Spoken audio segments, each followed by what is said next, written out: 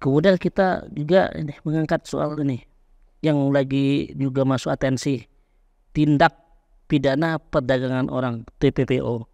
Iya. Ini kemarin sempat jadi atensi khusus dari Pak Mahfud MD ya, Menko Polhukam kita. Gimana ceritanya Bu ini kalau di secara nasional dan daerah Sumsel? Secara nasional ya mungkin dari sejak perintah Pak Mahfud MD kepada Bapak Kapolri ya, udah sekitar mungkin udah 2.500 korban secara nasional yang sudah diselamatkan.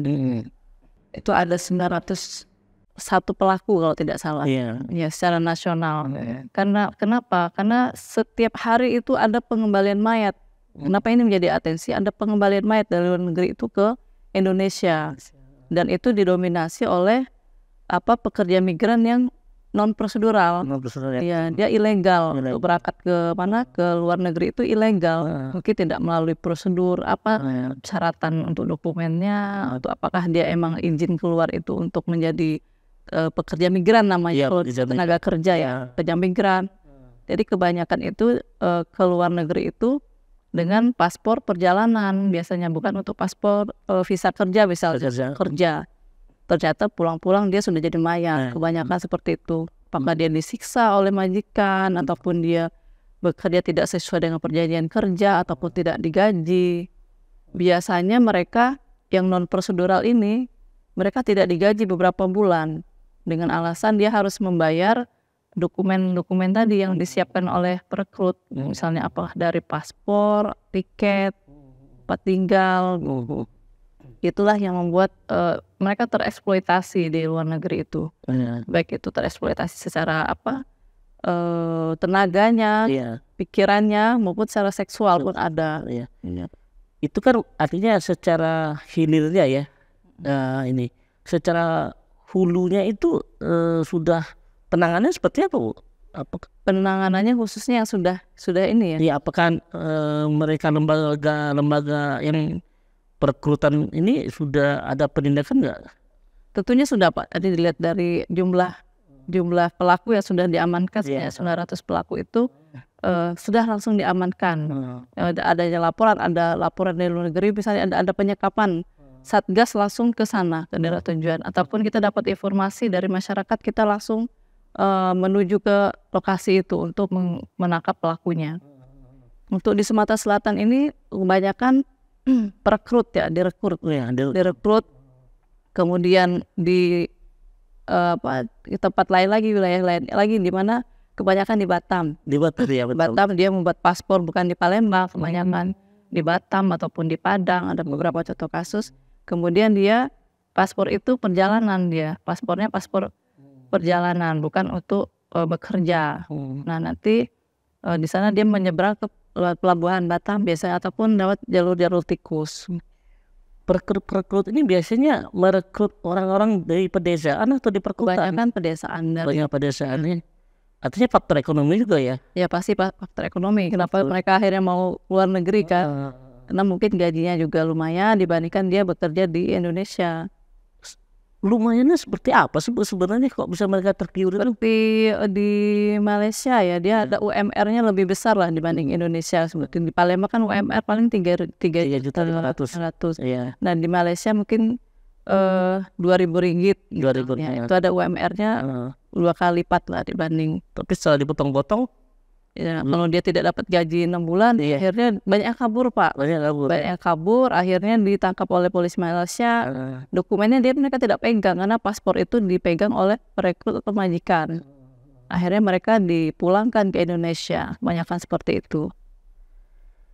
Banyak laki-laki secara gender, laki-laki atau perempuan? Perempuan. Rata-rata perempuan. Dan mereka ini dipekerjakan rata-rata sebagai rumah tangga atau pekerja kebun lah biasanya, apa enggak? Kalau di data di kami kebanyakan di rumah tangga. Kalau laki-laki itu biasanya dia sebagai ABK, anak buah kapal biasanya. Itu banyak juga yang non prosedural. Nah, untuk mengatasi TPPO ini Bu, apa yang dilaksanakan dari Renakta di Polda Sumsel? Kita khususnya Provinsi Sumatera Selatan sendiri sudah ada satgas ya, gugus tugas. Jadi tidak hanya kepolisian tapi semua terlibat Pak. Gugus tugas ini meliputi dari BP3MI, Badan Perlindungan Pekerja Migran Indonesia, kemudian ada Dinas Sosial, ada Disnaker, ada Dukcapil, kemudian dari Kejaksaan, dari Pengadilan, juga kita semua terlibat menjadi dalam satu gugus tugas. Tugasnya apa? Untuk adanya pencegahan, khususnya pencegahan dan penanganan terhadap tindak pidana perdagangan orang.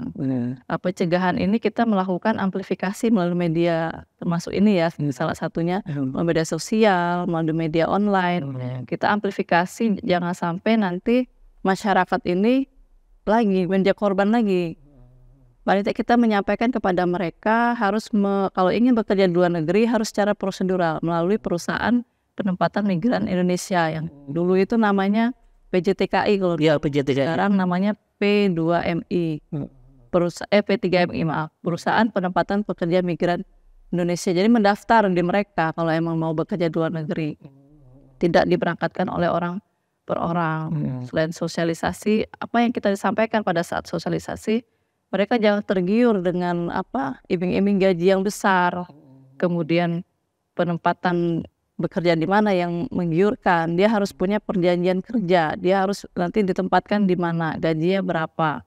Kebanyakan pekerja migran yang non prosedural ini dia tidak melalui tahap pelatihan, tidak melalui ada nomor registrasi tersendiri di Snaker.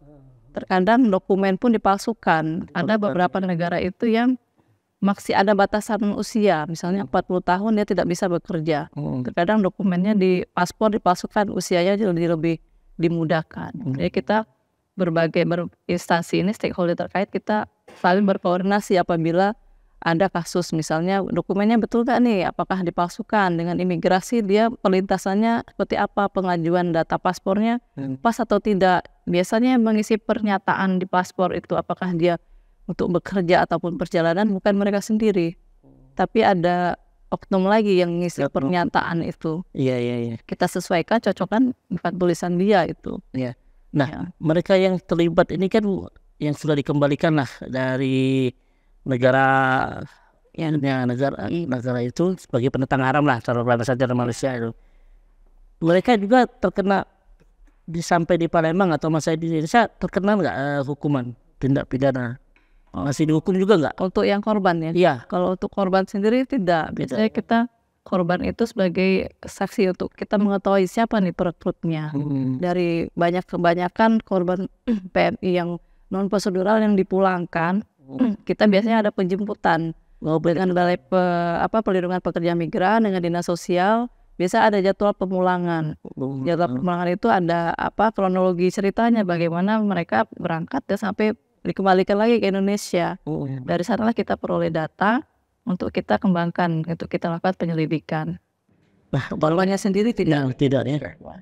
Ini kan dalam kaitan pencegahan ya, misalnya ini tadi dikatakan Ibu Diin tadi, untuk mencegah itu apakah mereka juga nanti setelah kita ada pembinaan juga nggak mereka dari Satgas ini?